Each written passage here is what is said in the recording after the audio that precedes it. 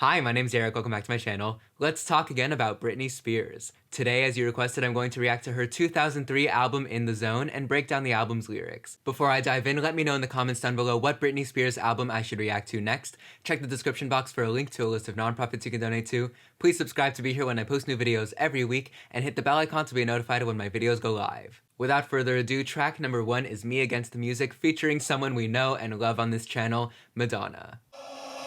People in the crowd, grab a partner, take it down. It's me against the music. It's just me and me. Yeah, come on. And no one cares. Pulling my hair, it's pulling my waist. To hell with stairs, the sweat is dripping all over my face. It's like you're trying to take on the music. It's like a competition. Me against the beat. I wanna get in the zone. Okay. I wanna hit in the zone. People on the floor, let me see you dance. Let me see it.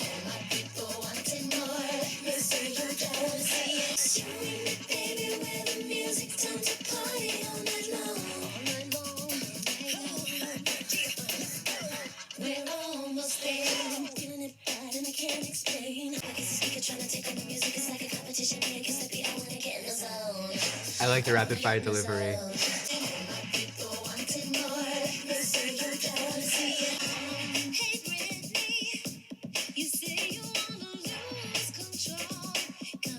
I got something to show ya. All my people in the crowd, let me see you dance. Come on, Britney, lose control. What you take it up. Get on the floor, baby, lose control. Come on, Britney, lose control. What you take it up. That was a lot of fun. I love the production, the beat is so much fun, and I really like that Madonna had a chance to shine on this song because on the verses, she sort of blended with Britney and was mostly doing backing vocals, but I like that she had the bridge and outro mostly to herself. Yeah, just a lot of fun, and I like that lyrically, it's a bit of a different take on your typical dance song because we often have this one trope of the physicality of dance being equated to the physicality of love or intimacy that happens on a lot of Madonna's music. And then separately, we have this trope of love and hate or love and conflict being entangled with each other. A song like Pillow Talk by Zayn Malik springs to mind. But what this song does is it takes both of these tropes and combines them and sort of stretches out their logic where if dance music is love and love requires conflict, then there is some sort of conflict inherent in dance music. So the passion and sensuality of the club are a little bit deeper. They have this sort of darker, edgier sort of feeling that I think makes the song more distinctive. And sonically, I think it's a nice precursor to Blackout because it's a little bit darker, definitely danceable and R&B influenced, and it's just so much fun. Track number 2 is I Got That Boom Boom featuring Ying Yang Twins. Shout it! We finna go to the club and get crunk with Britney.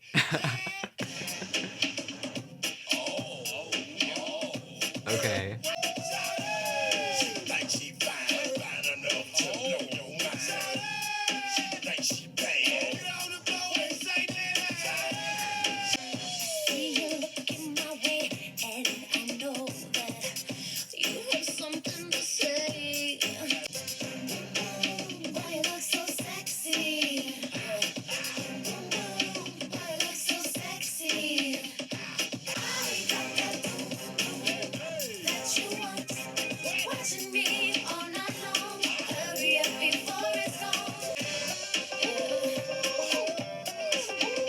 I love the contrast between her voice and the Ying Yang Twins' voices.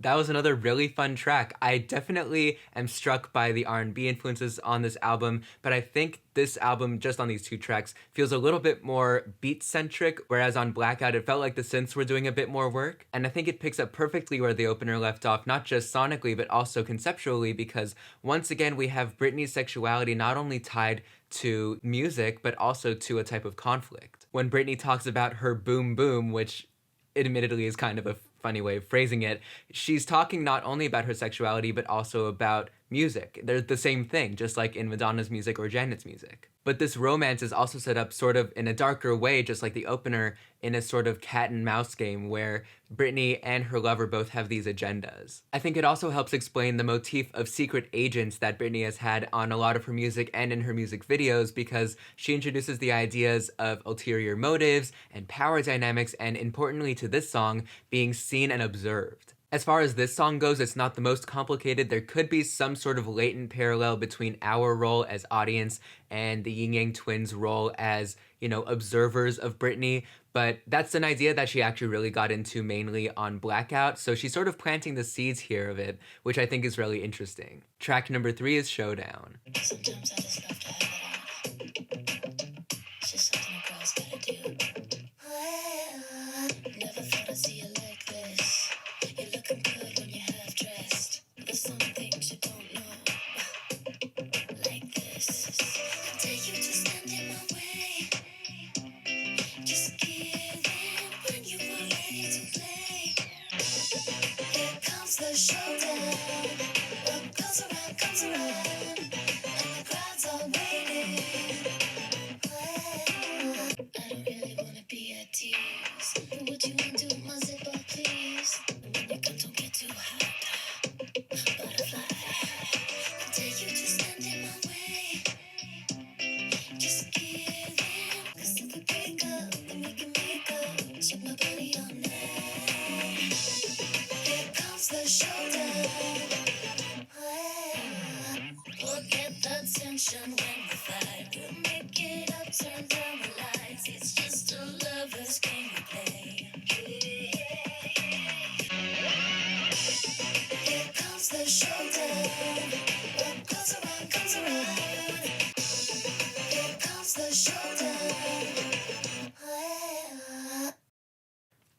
The production is so unexpectedly, I don't even know if I would say progressive, but it's just so interesting. To be honest, I was kind of expecting this album to be a bit more bubblegummy than Blackout, but it's just as dark, just as mature. It's so cool. I really enjoy a lot of these production touches. Pretty unexpected, definitely exist in the world of like immediately after the rise of trip hop. I'm really pleasantly surprised by that, and by how lyrically cohesive the album is too, because it seems like we have a pretty neat sequence of events here where Britney has gone to the club, met this guy that she liked, sort of had her eye on him, and then now has taken him home. But as this situation heats up, the way she describes it becomes more tense. She talks about getting undressed, which again relates to this motif that we have of seeing and watching, and specifically of uncovering or discovering things. And then, of course, she says on the chorus, "Here comes the showdown." And that's the way that she is describing the moment of this interaction coming to fruition, basically. But of course, that coincides with a conflict because a showdown is a fight. But it also seems to be a pun because she says the crowds are waiting, putting the show in showdown. So even in this moment of intimacy, she can't get her mind not only off of conflict, but also off of her celebrity status. So once again, we have these 3 aspects of her personality, lover, fighter, and performer, working together to create interest through tension, to borrow Dua Lipa's words, the kind that's fun. Track number 4 is Breathe on Me.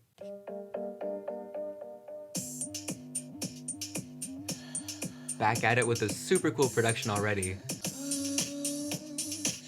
It's so hot and I need some air. It's not complicated, we just syncopated. We can read each other's minds. Don't even need to touch me, baby. Just breathe on me.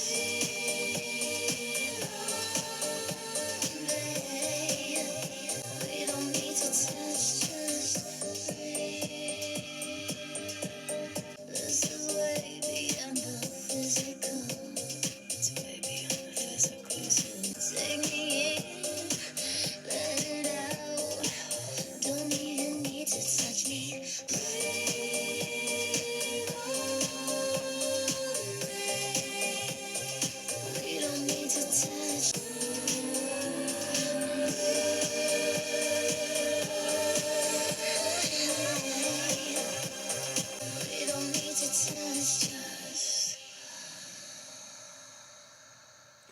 Very cool, very ethereal, but still poppy. I really, really enjoy choruses where the melody is very legato and drawn out, a lot of sort of flat, long notes, with the instrumentation being sort of rhythmically interesting underneath. I really enjoyed that contrast, especially on this song. And what I also like is that the song picks up, like the last, directly from where we left off, so we have the sort of continuing story on each song. We start off basically in the middle of the action, and what's interesting story-wise is that by engaging physically with this person, Brittany finds herself suddenly able to access a different dimension of this intimacy. She's able to find something that isn't purely physical, which of course isn't to say that those aspects are mutually exclusive. She of course still uses musical ideas to describe the physical aspect, like when she describes her and her partner as syncopated. I think the chorus in particular, though, is a bit of a peek behind the curtain because in this moment of intensity and sort of letting herself go and open up, she mentions monogamy. And that's such a wordy, practical idea to bring up in this moment that's supposed to be sort of ethereal and blissful, so I wonder what she's trying to tell us by suddenly including that there. I really don't know for sure, but I'll keep an eye out for ideas of cheating or non-monogamy and things like that later on the album. Track number 5 is Early Morning. I was a little late last night. Got a little messy. I was shaking my ass in the street some morning and just walked in and it's early morning. Bump, bump to the break of dawn and it don't stop till the early morning. Met a dog to kinda dark hair. When he walked up, told me to grab him. But I liked him, told him come here. Kinda cool, baby, we can make plans. He's done, so I told him let's go. What happened next? Guess what? You don't wanna know. I was shaking my ass in the street some morning and just walked in and it's early morning. Passed out on the couch and yawned and just walked in and it's early morning. Got up, got on the dance floor. Hooked up with a guy named Joe. When the music was fast and slow, what happened next? Guess what? You don't wanna know. I was shaking my ass in the street some morning. Call all your friends. Yeah. Let's do it again, let's do it again. I light your fire, your one desire. Pull on me, baby, and I'll take you higher.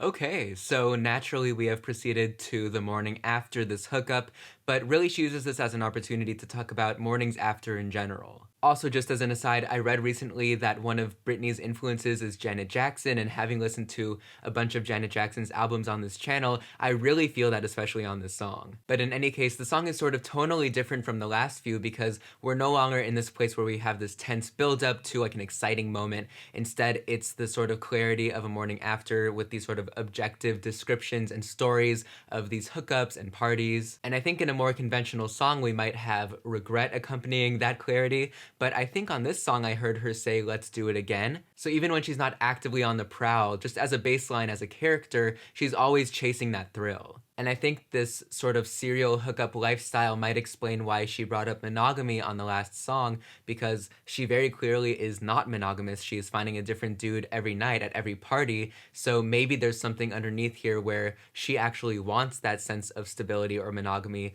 but she's doing this for some other reason, maybe to fill an emotional void. Again, not super clear, but we're sort of peeling back layers on each song, which I think is really cool. Track number 6 is Toxic. I, of course, have heard the song before many times, and I love it, so I'm excited to listen to it again in the context of the album.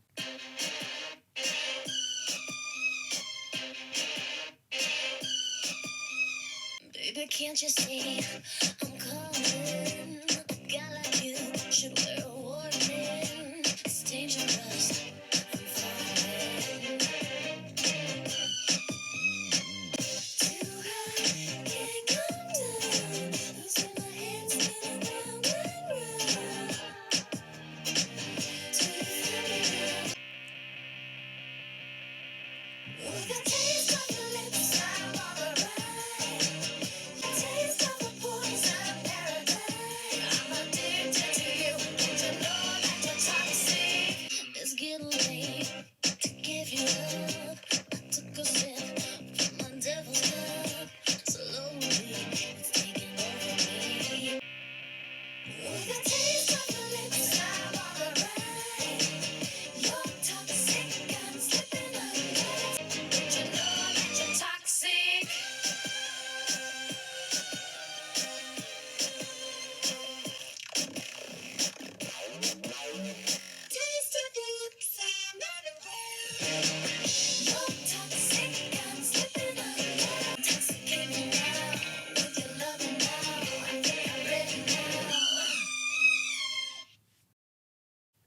Such a fantastic song. Oh my gosh. Definitely a major change of pace actually in the sequencing of the album because we've had a few songs in a row that have been pretty mellow, especially after the first couple being probably the most energetic songs on the album, aside from Toxic. And beyond returning to or really surpassing the energy level of those first couple tracks, we're also returning to their foreboding tone, but the difference is now Britney seems to have lost the upper hand. Even though she knows this person is bad news, she can't help herself. So it seems like Early Morning then was sort of an in-between place where, even though she was waking up tired and hungover, she was still itching to go back to the club and do it all again. And this seems to be the dangers of that lifestyle coming to a head. I don't think I need to explain the lyrics a whole lot. We have this sort of parallel between love and addiction, where just like before love involved conflict, it also involves a sort of vulnerability or susceptibility, which isn't to say that she is meant to be a victim or that the song is supposed to be tragic. I mean, we'll see where the rest of the album goes. But of course, the song is so great because the conflict between these opposing feelings of wanting something so badly but knowing that it's wrong is exciting. Track number 7 is Outrageous. Outrageous when I move my body. Outrageous when I'm at a party. Outrageous in my sexy jeans. Outrageous when I'm on the scene. Outrageous as I wanna be. Got these fellas chasing me.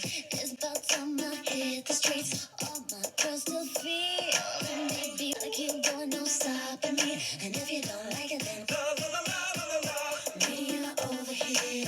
Come through like a world premiere.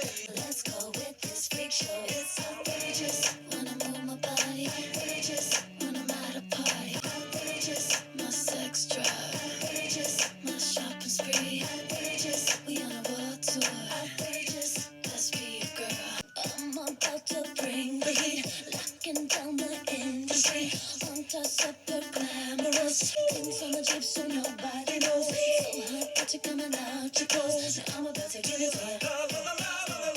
It's outrageous when I move my body. Outrageous when I'm at a party. Outrageous in my sexy jeans. Outrageous when I'm on the scene. Outrageous when I be happy. In a place where life is free. Can you take me there?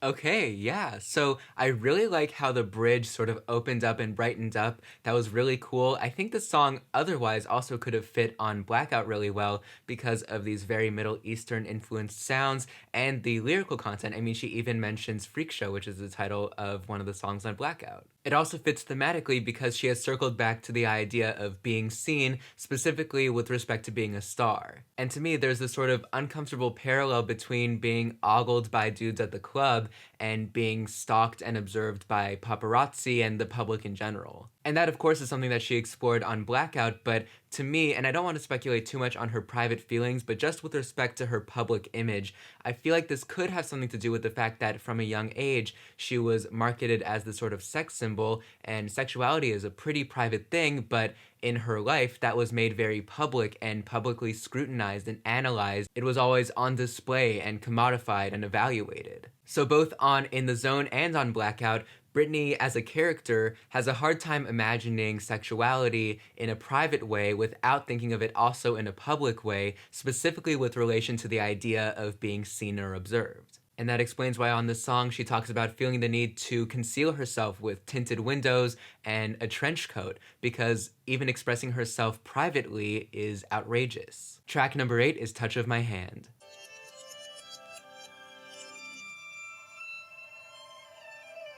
I'm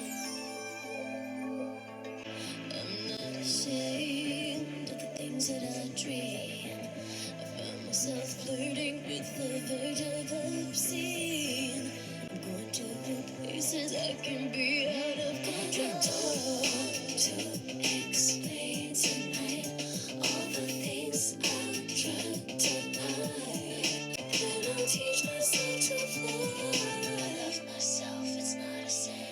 'Cause I just discovered imagination's taking over.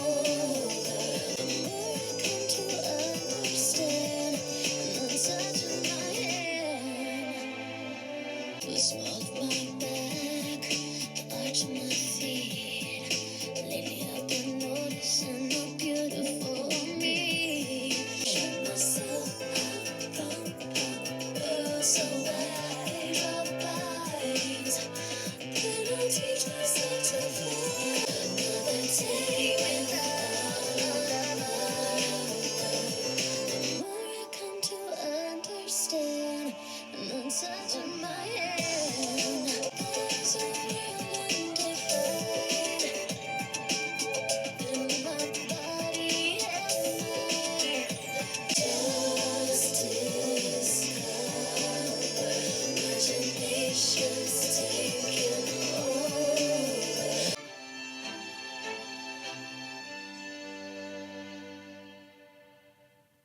Wow, definitely the most actively beautiful and most lush song on this album. And in a pivot from the last song, Britney has come to the realization that she can actually express and pursue her desires, and all she needs is herself and her 5 little friends. There are some really telling lyrics about the stigma that she's faced. She says on the first verse, "I find myself flirting with the verge of obscene," and then on the pre-chorus, she says, "I don't want to explain tonight all the things I've tried to hide." Again, the hiding brings to mind the tinted windows and trench coat from Outrageous. And this is an important character change too, because on the chorus she says, "Another day without a lover, the more I come to understand the touch of my hand," which is very different from how she was on Toxic, where she says she wanted someone so badly that she would basically sacrifice herself to whatever negative addictive qualities they had. I mean, on Breathe on Me and Toxic, she was giving herself over to someone to the extent that she would, let it destroy her, but now she's taking matters into her own hand. So maybe becoming self-sufficient will allow her to maybe have a more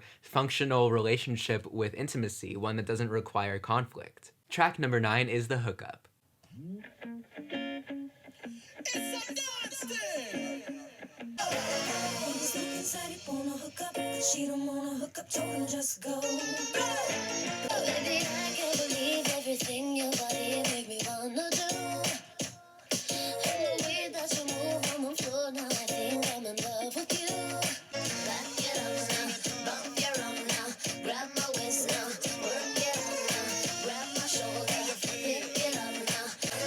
Baby, I'm on top of the sun, ride it, baby, we can do a little sun. Baby, I can't believe everything that I feel when I dance with you. From the smile on my back to the breath on my neck to the move you do. Back it up now, bump your own now, grab my waist now, work it out now. Boy, I can't explain what you do to me. My whole world has changed. I'm living a fantasy. I wanna get in your baby, take me there. Bend over, get to it, make it back down to the ground. Pick it up, let's go. Don't stop, just get on the floor. Butt drops, hips pop, poppin' for show.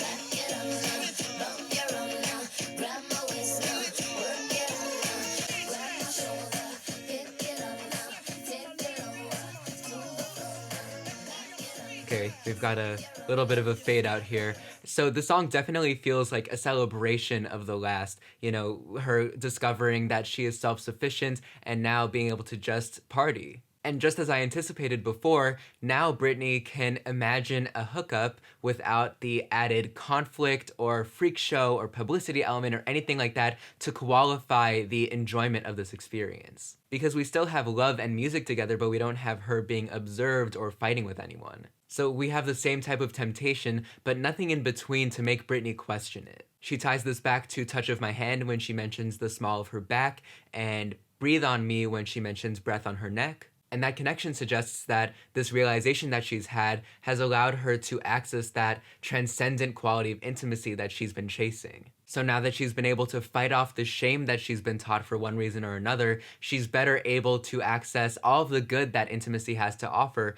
both physical and emotional. Track number 10 is Shadow. Your body's warm, but here I'm not. You give a little nod. I'm watching you disappear, but you would never hear. It's only your shadow, nobody else. It's only your shadow, filling the room, leaving too soon.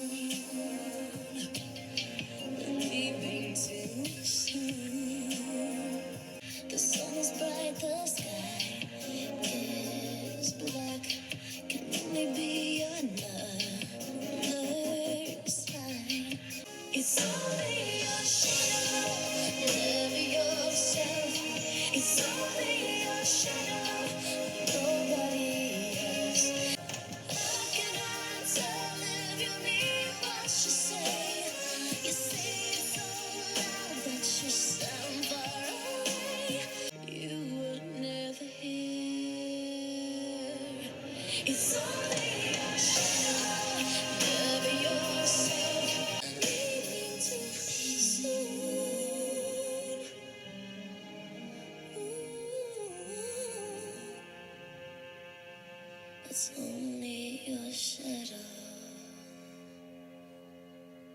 Wow, okay. Wasn't expecting, sort of a pained, heartbroken ballad here, but with that interesting layered production, it's definitely still consistent and cohesive with the rest of the album. And while this is a sad song because it might not be about ending a bad relationship, a dangerous or imbalanced relationship like the one on Toxic, it still feels like it represents a character growth for Britney. Specifically because earlier on the album, when she was in this intoxicated mindset, something that she was sort of flirty and coy about was breaking up and making up, or fighting and having these conflicts and just accepting them. So romanticizing an unstable relationship was in line with her thinking earlier that love required conflict and accepting the sort of power imbalance that existed on Toxic. But now she realizes that she's getting enough physically but not emotionally in this relationship, and we know from Touch of My Hand that she is self-sufficient in getting what she needs physically, so she doesn't need a relationship for that, especially when it's not a good relationship. So the song story-wise is bittersweet because it's a positive character progression emotionally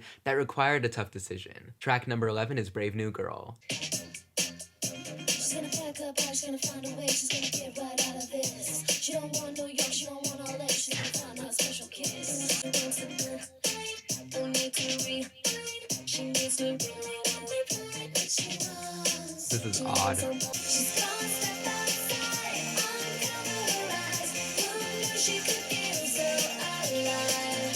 Tonight, it's alright. A brave girl. So she met this man, he was kinda rough. He said, girl, what you looking for? She said, I don't know, I'll go with the flow. He said, let's get on the floor. Her MO's changed, she don't wanna behave. Ain't it good to be a brave girl tonight? She's gonna step outside, uncover her eyes. Who knew she could feel so alive? Brave girl tonight.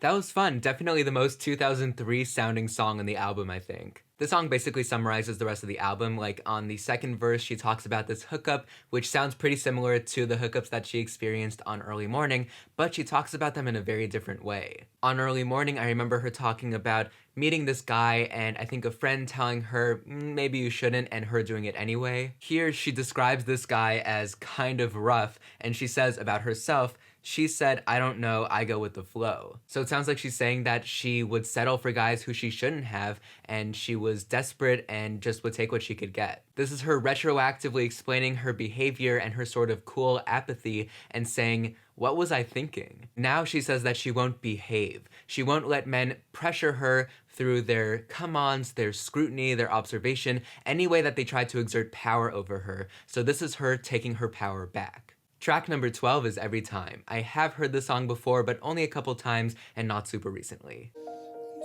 Notice me, take my hand. Our love is strong. I carry on. Every time I try to fly, I fall without my wings. I feel so small. I guess I need you, baby. I make believe.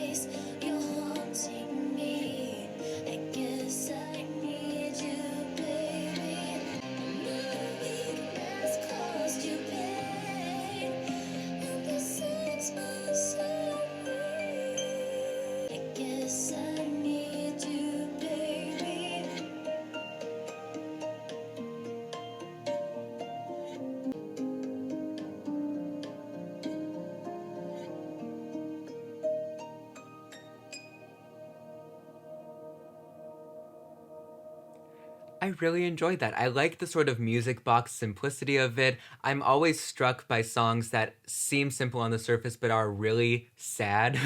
It reminds me a lot of Hannah Diamond's song Make Believe. And seeing that the last official track of the album is a remix, this really is the last emotional step, and it's interesting that she would choose to end it sort of on a low note. But I think that's what makes it emotionally mature too, because it's not as simple as just saying, look at me, I'm a brave new girl, everything's fine now. She still has work to do, it's an ongoing process. She can still have emotional turmoil and longing, so what makes this a mature ending is that it's unresolved and unsettled. She also recognizes on the bridge that she herself could have been the source of some of the problems in this relationship, something that she didn't acknowledge earlier on the album on songs like Shadow. So even though she ends the album by saying that she desperately needs this person, it's a very different type of dependency from the type that we saw on Toxic. And I really like that about the sequencing of this album because it feels like each song picks up on the lessons of the last, which makes the album flow in a pretty natural and emotionally insightful way. And it also makes sense then that the first few songs on the album were very focused on physical experiences, while the last few are focused on emotional experiences, and that those emotional experiences are difficult and sad. So as we peel back the layers, the sort of veneer of her being too cool to experience any sort of emotional difficulty, we see that some of the things she was bragging about doing really earlier on the album, like the clubbing and hookups, could potentially have represented her basically putting a band-aid on these deeper feelings underneath that we didn't get until the very end of the album. The final track, track number 13, is Me Against the Music, Rishi Rich's Desi Culture remix. Since this is a remix, I don't think there are going to be new lyrics for me to analyze. All my people, grab a partner, take it out. Brittany, are you ready?